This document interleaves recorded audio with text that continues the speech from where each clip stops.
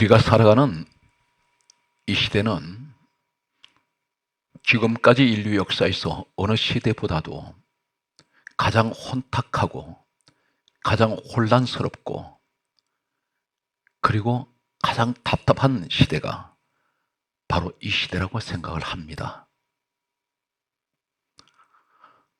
숨을 제대로 쉴 수 없는, 완전히 공기가 오염되어 버렸습니다.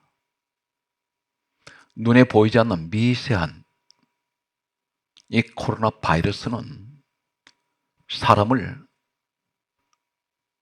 약 2년이 흐르는 지금까지 온 세상이 고통 가운데로 몰아넣고 있습니다. 어느 것 하나 행동하기가 자유롭지가 못합니다. 오늘 성경 본문 말씀에 보면 에레미야서가 있습니다.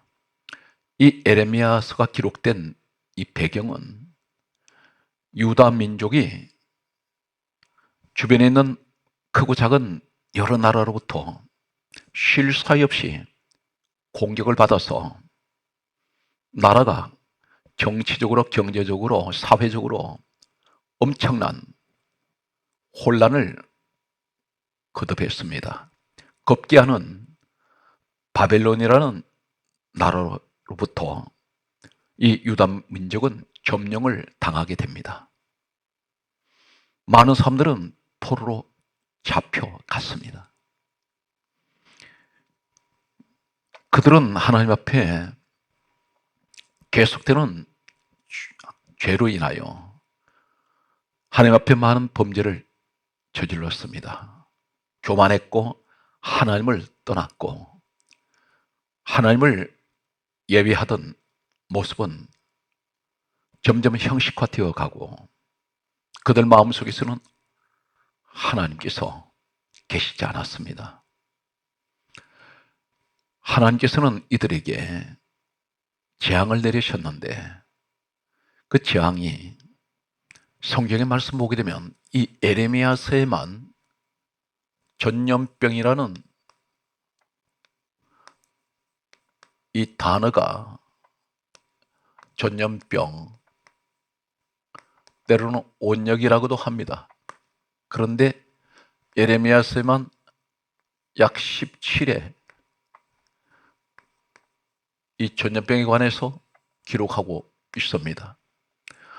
그 가운데에서 대표적인 한 구절을 보게 되면 에레미야 21장 6절 말씀에 큰 전염병으로 인하여 많은 사람들이 죽을 것이라고 했습니다. 이 유다 민족을 괴롭혔던 민족 가운데 가장 큰 대적이 바벨론이었습니다. 이 바벨이라는 이 의미는 바벨, 어떤 의미를 가지고 있느냐면 혼란,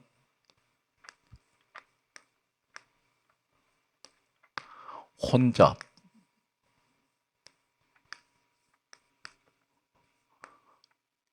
이 의미를 가지고 있습니다.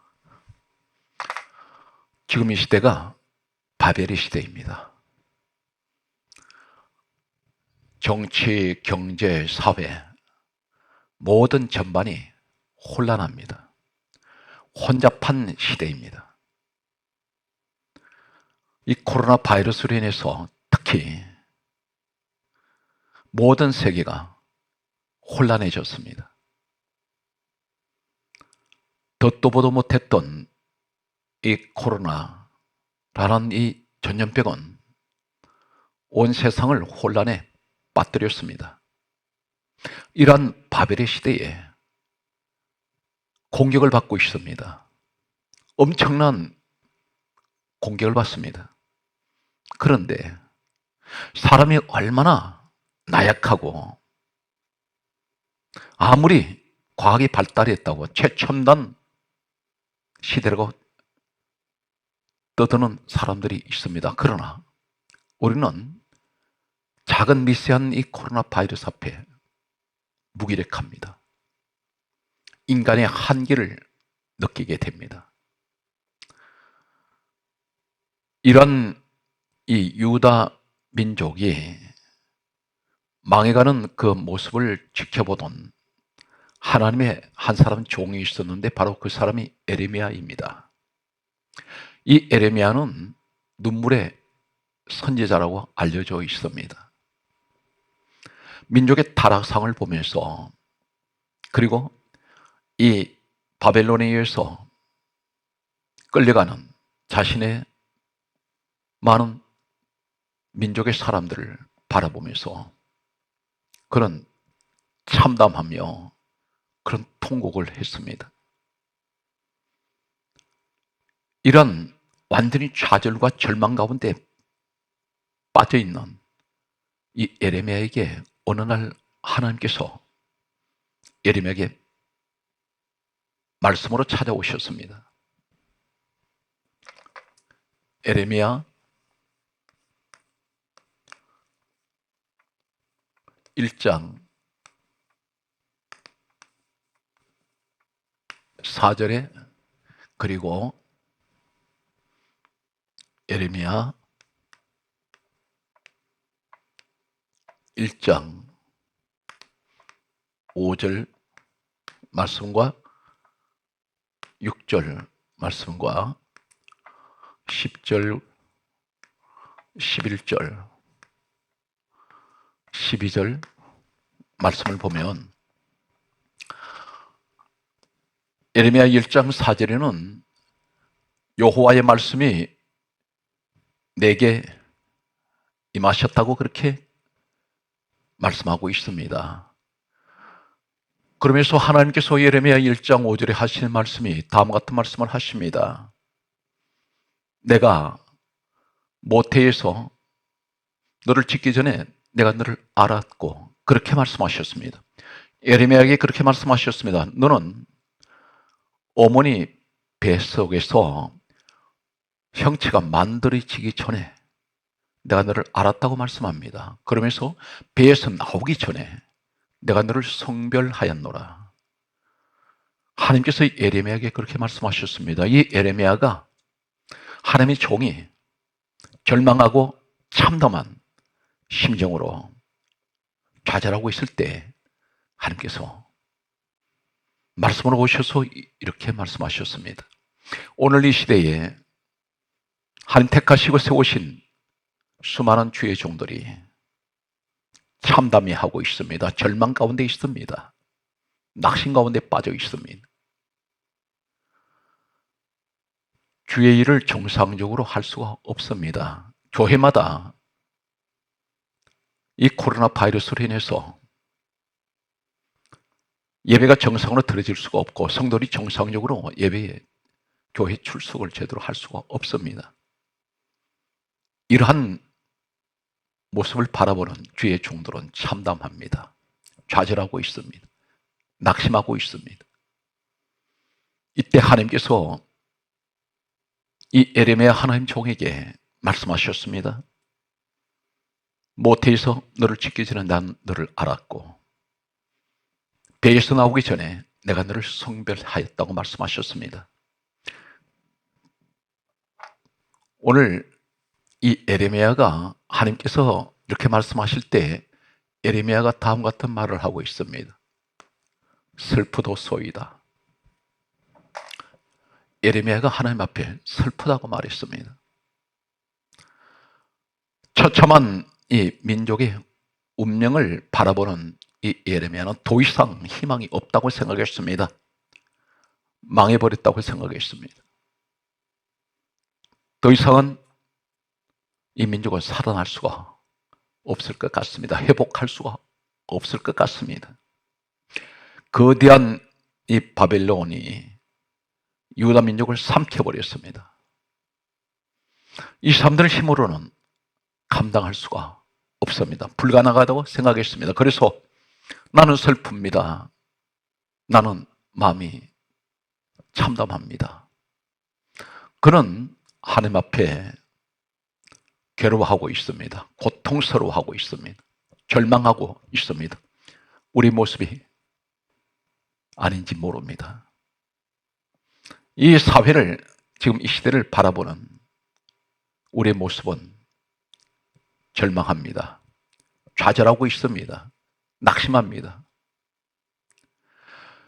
하나님 앞에서 고백하는 말이 나는 슬픈 사람입니다. 나는 괴롭습니다. 나는 고통스럽습니다. 내가 바라보는 나의 앞의 미래는 하나님 희망이 보이질 않습니다. 전혀 가능성이 없습니다. 이러할 때에 하나님께서 다시 예레미야에게 말씀하십니다. 그 말씀이 예레미야 1장 10절에 이렇게 말씀하십니다. 내가 오늘 너를 여러 나라와 여러 왕국들 위에 세워 내가 그것들을, 하나님께서 이렇게 말씀합니다. 뽑고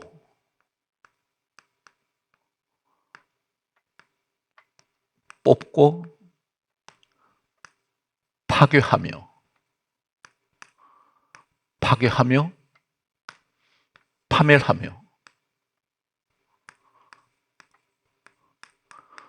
파멸하며 넘어뜨리며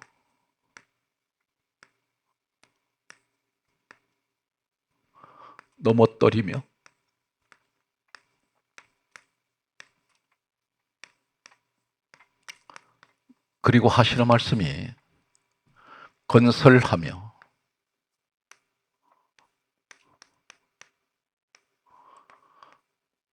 심게 하였느니라.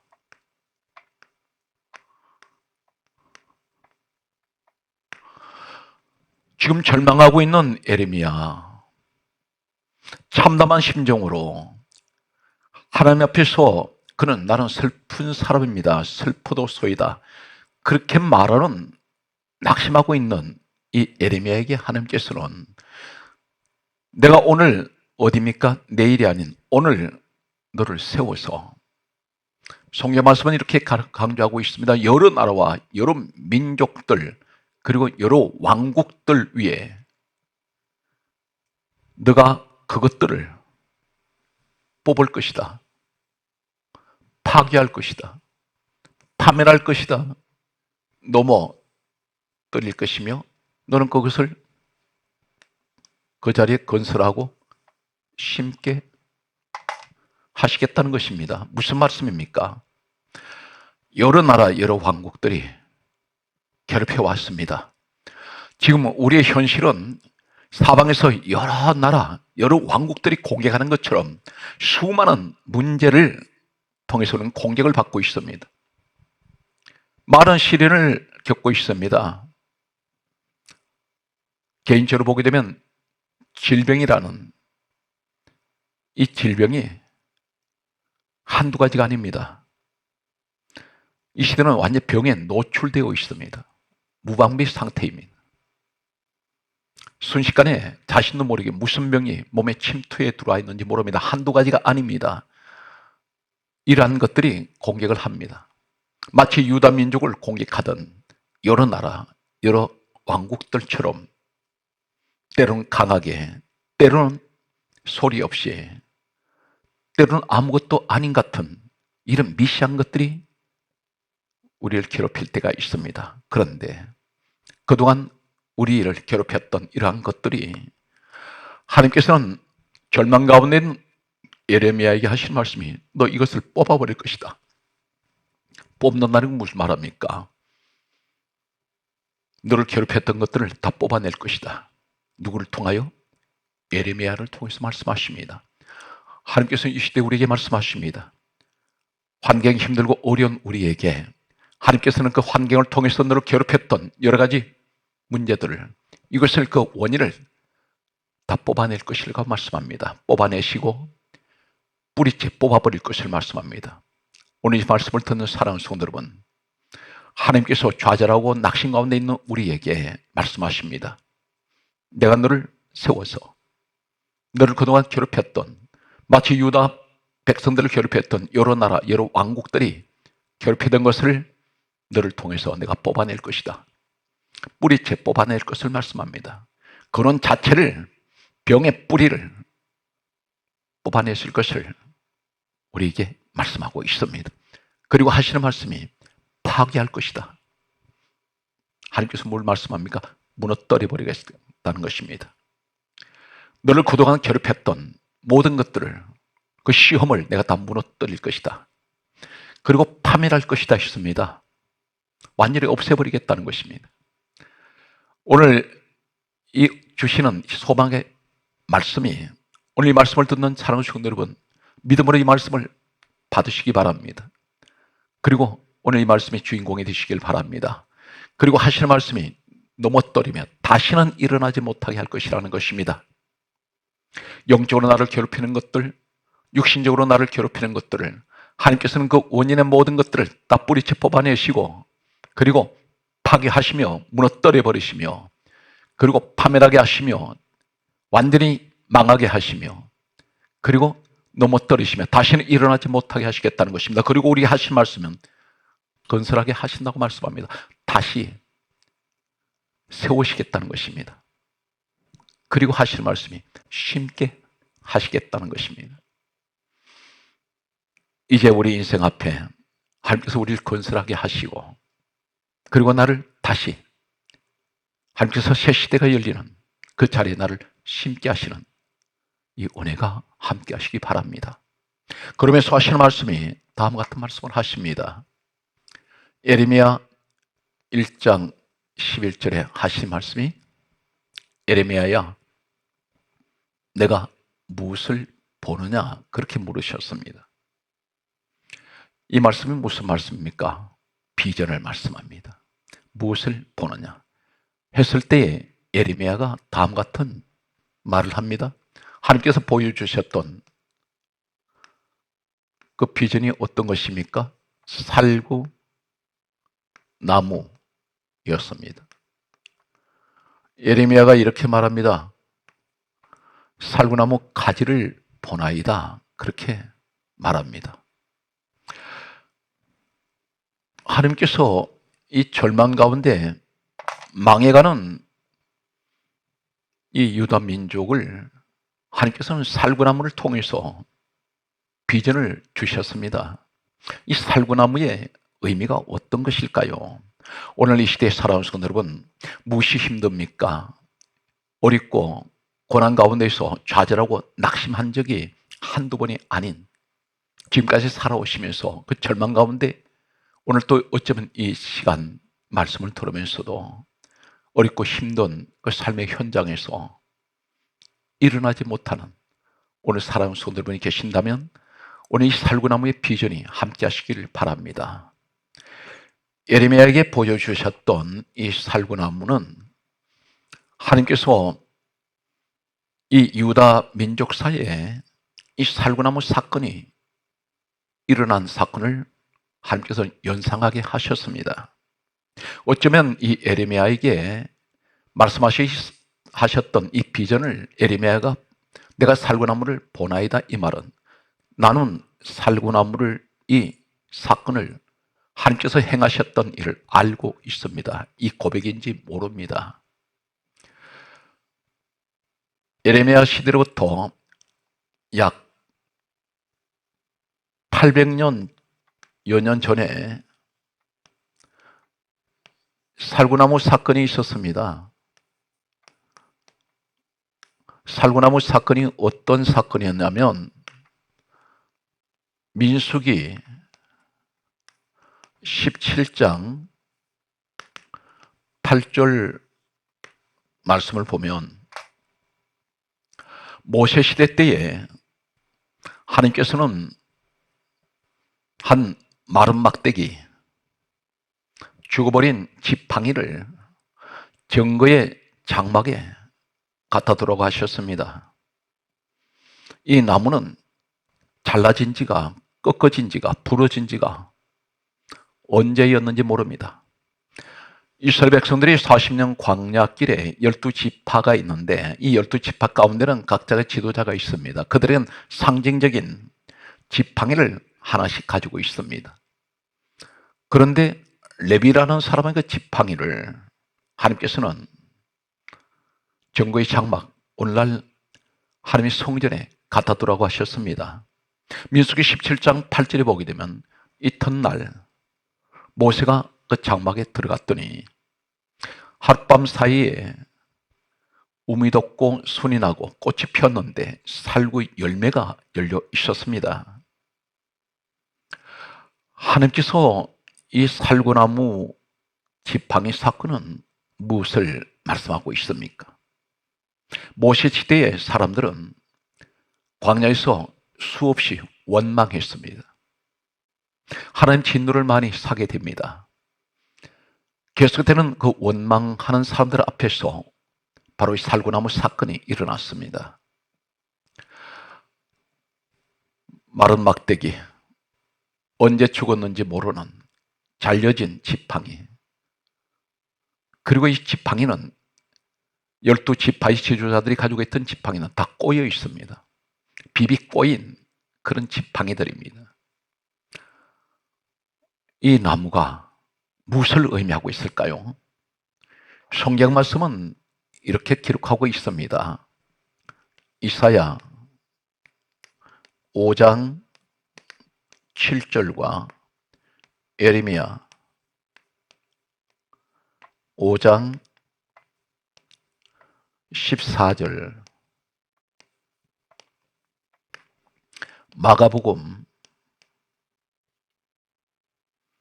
8장 24절 말씀을 보면 이사야 5장 7절은 나무는 사람을 의미합니다. 역시 예레미야 5장 14절에도 나무는 사람을 의미하고 있습니다. 상징적인 것입니다. 마가복음 8장 24절에 예수님께서 이 땅에 오셨을 때 한 소경의 눈을 뜨게 하셨습니다. 그리고 다음같이 물으셨습니다. 내 눈에 무엇이 보이느냐? 그렇게 물으셨을 때에 이 소경의 눈을 뜨면서 가장 먼저 하는 말이 나무 같은 것들이 걸어 다니는 것을 보나이다. 그렇게 말합니다. 나무 같은 것들이 걸어 다니는 것을 본다는 이것은 사람을 의미하고 있습니다. 그렇다면 하나님께서는 마른 막대기, 잘려진 지팡이, 언제 죽었는지 모르는 이 지팡이를 하나님의 성막 안에 갖다 두었을 때에, 정거의 장막 안에 갖다 두었을 때에 하룻밤 사이에 우미 돋고 순이 나고 꽃이 피고 살구 열매 열린 것은 무엇을 말씀합니까? 바로 이 마른 막대기 같은 인생, 우리를 의미하고 있습니다. 하나님께서는 여기서 나는 죽어버린 마른 막대기, 그 마른 막대기도 나는 생명이 들어가게 할 수 있다. 그러므로 나는 기적의 하나님이다. 능력의 하나님, 도우시는 하나님, 그리고 부활의 하나님, 그리고 소망의 하나님, 생명의 하나님, 영생의 하나님. 왜 영생입니까? 모세 시대로부터 약 1500년 후에 히브리서 9장 4절을 보게 되면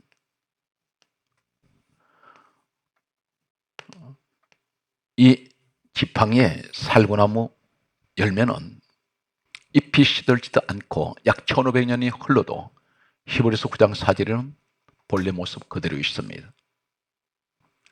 영생의 하나님, 그리고 시간을 초월하신 하나님, 하룻밤 사이에 죽은 지팡이가 살아나고 돋고 순이 나고 꽃이 피고 열매를 맺게 만드시는, 살구나무가 우미 돋고 열매를 맺기까지는 몇 개월이 흘러야 합니다. 그런데 하나님은 하룻밤 사이에 이 일을 이루어내십니다. 이 살구나무를 살리시는 이 사건은 우리 하나님은 구원의 하나님이 되십니다. 축복의 하나님. 이 살구나무라 말은 사케드입니다. 사케드라는 말은 지키시다 뜻입니다. 사케드. 우리를 지키시는 하나님. 하나님께서는 에레미야에게 왜 살구나무에 관해서 말씀하십니까? 바로 이 사건을 의미하고 있습니다. 이 민족이, 유다 민족이 지금은 망했고, 그들은 비록 하나님 앞에 죄를 지어서 그들은 심판을 받지만, 그러나 잘려진 지팡이 같은 마른 막대기 같은 민족, 어쩌면 에레미야 자신에게도 이 말씀을 적용하시는지 모릅니다. 너희 인생은 마른 막대기 같고 잘려졌고 부러져 버렸고 꼬여버린 뒤틀어진 이런 인생이라 할지라도 나는 이 마른 막대기를 살려낼 수 있는 전능하신 하나님이라는 것입니다. 여기 가장 중요한 것은 이 나무가 살아날 수 있었던 것은 한 가지 이유 때문입니다. 성경 말씀에 오게 되면 민수기 17장 3절 말씀에 보게 되면 12개 지팡이 가운데 하나님께서 레위 지팡이에 하나님께서 쓰라고 하시는 이름을 쓰라고 말씀하셨습니다. 그 이름을 아돈이라고 쓰라고 했습니다. 이 지팡이를 가리켜서 하나님 쓰라고 하는 그 이름이 새겨진 지팡이가 하나님께서 택한 자의 지팡이라고 하셨습니다. 이 말씀이 복음적으로 무엇을 말씀하고 있습니까? 강조하고 넘어가겠습니다. 요한복음 5장 39절에 이 성경은 내게 대하여 증언하는 것이다 말씀하셨습니다. 예수님께서 그렇게 말씀하셨습니다. 요한복음 5장 46절에는 예수님께서 이 모세가 기록한 오늘 민수기 이 사건을 가리켜 모세는 내게 대하여 기록하였음이니라 그렇게 말씀하셨습니다. 모세가 기록했던 이 사건을 가리켜서 하나님께서는 마른 막대기에 하나님이 쓰라고 하는 이름이 있었습니다. 그 이름 하나님께서 쓰라 하시는 그 이름 하나, 그 지팡이에 이름을 새겼더니 이 지팡이에 놀라운 일이 일어났습니다. 오늘 복음적으로 무엇을 말씀합니까? 이 사건을 가리켜 예수님께서는 요한복음 5장 39절에 이 성경은 내게 대하여 증언하는 것이고 요한복음 5장 46절에는 모세는 내게 대하여 기록하였다. 분명 민수기가 모세가 기록한 책이면 오늘 이 민수기에 기록된 것은 예수 그리스도에 관한 말씀이라는 것입니다. 예수 이름 하나, 마른 막대기 같은 민족, 마른 막대기 같은 우리 인생에게 새겨지면 성경은 뭐라 말씀합니까? 사도행전 4장 12절에 말씀합니다. 요한복음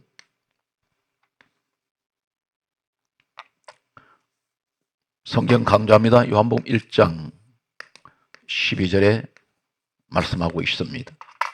사도행전 4장 12절에 다른 이로서는 구원을 얻을 수 없나니 천하 사람 중에 구원 얻을 만한 이름은 예수 외에는 주신 일이 없습니다. 바로 하나님께서 쓰라고 하시는 그 이름은 예수라는 이름입니다. 마른 막대기에 새겨진 아론 이름 쓰라는 그 이름은 훗날에 이 땅에 오신 우리의 구주가 되시는 예수 그리스도의 이름을 쓰라는 말씀입니다.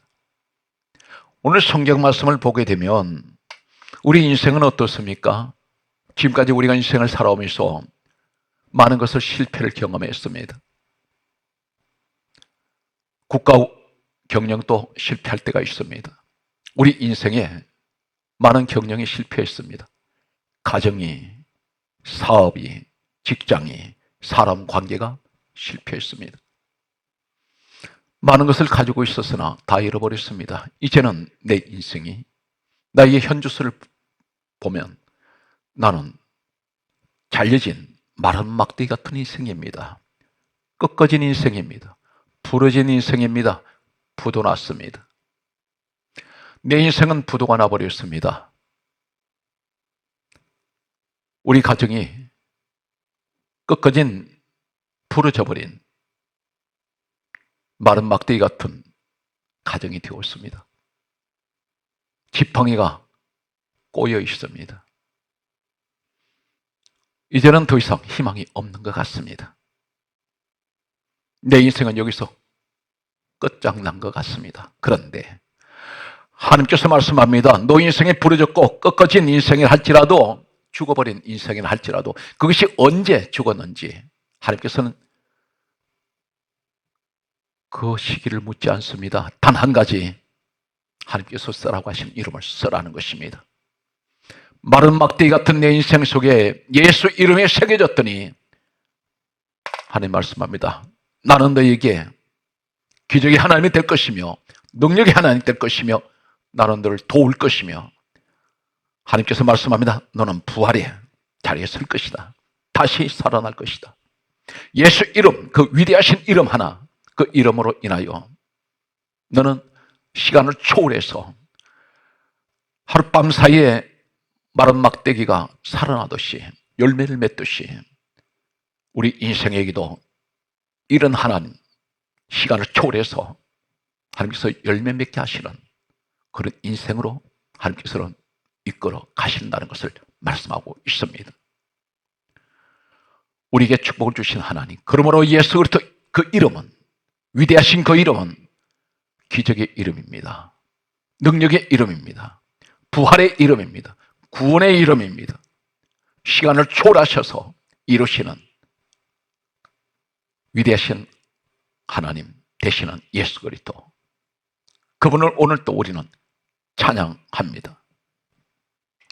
오늘 성경 말씀을 보면 하나님께서는 이 유다 민족을 다시 회복시키셨습니다. 그리고 구원의 자리에 세우시게 됩니다. 오늘 예레미야에게 보여주셨던 이 살구나무, 이 사건은 지금 이 시대에 이 살구나무의 비전이 어디 있습니까?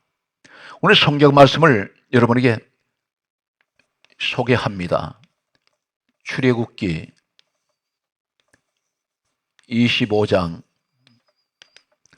31절에서 40절에 보게 되면,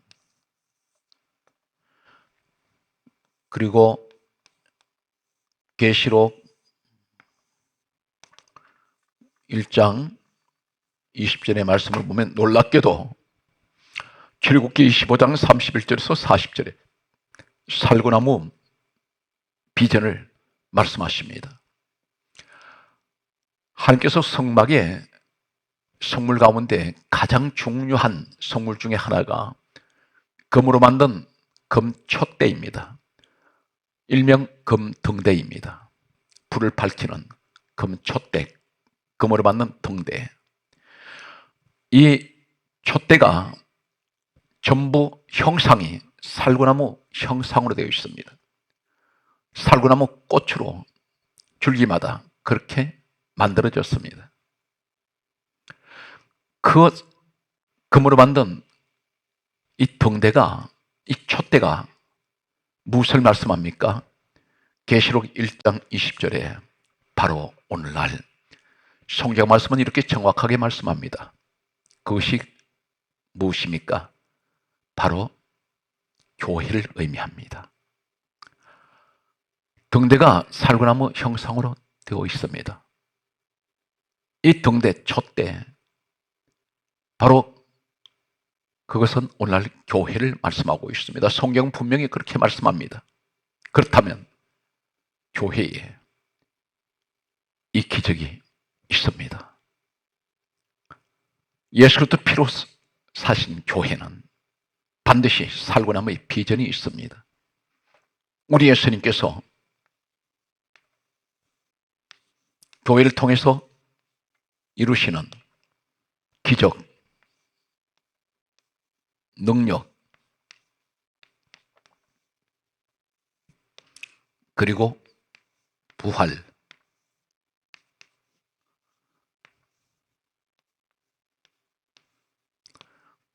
소망, 생명,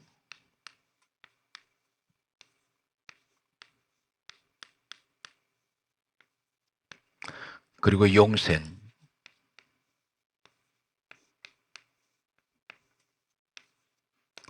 구원,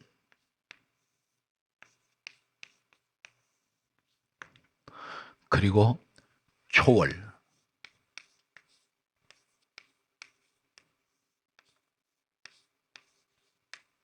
축복.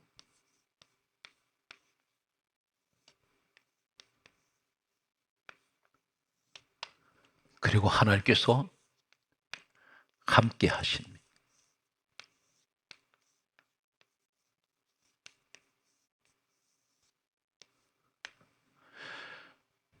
우리 하나님께서는 살구나무 비전을 말씀하시는 이 비전이 오늘 살구나무 형상으로 만들어진 이 금촛대를 통하여 이 시대에 말씀하시는 그 금촛대 등대는 교회를 말씀하십니다. 마른 막대기에 하나님께서 살구나무가 되게 하신 이 놀라우신 사건은 오늘날 교회에서 일어납니다. 하나님께서는 교회를 통해서 기적을 일으키십니다. 능력을 일으키십니다. 부활과 우리에게 소망을 주시고 생명을 주십니다. 영생을 약속하십니다. 구원이 있습니다. 시간을 초월하셔서 이루신 하나님, 우리를 축복하십니다. 하나님 우리와 함께 하시고 체질을 바꾸실 것입니다. 본래 하나님은 이 지팡이가 죽어버린 이 지팡이 무슨 나무의 재질인지 성경은 언급이 없습니다. 그런데 이 나무가 어떤 나무의 종류였든지 상관없이 하나님께서는 이 죽어버린 나무를 살구나무로 바꾸셨습니다.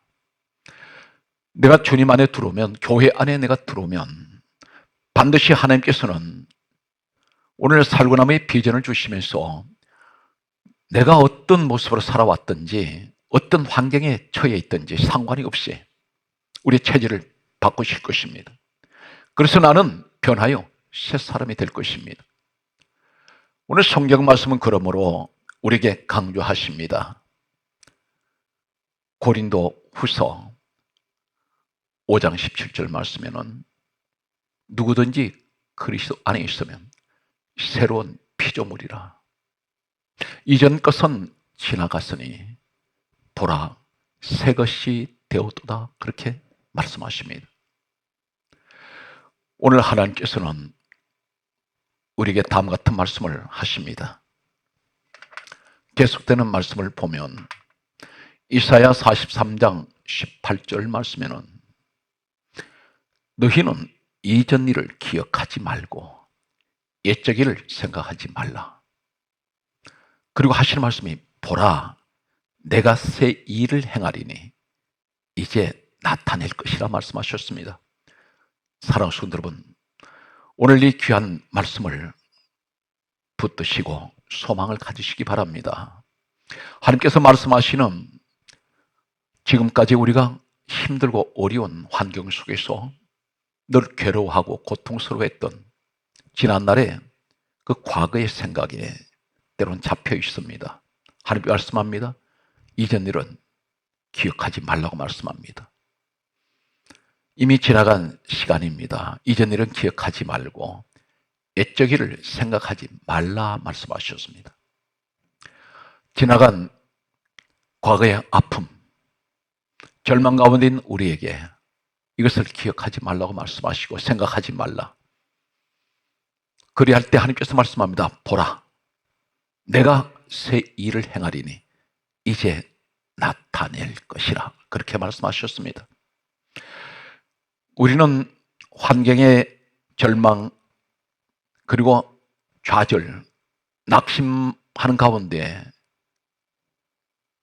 우리가 주저앉아 있습니다. 그런데 하나님 말씀합니다. 보이는 환경을 바라보면서 좌절하거나 주저앉아 있지 말고 오늘 하나님께서 예레미야에게 보여주셨던 살구나무를 바라보라는 것입니다. 나는 너에게 반드시 이러한 하나님이시라는 것을 말씀하고 있습니다. 단 한 가지,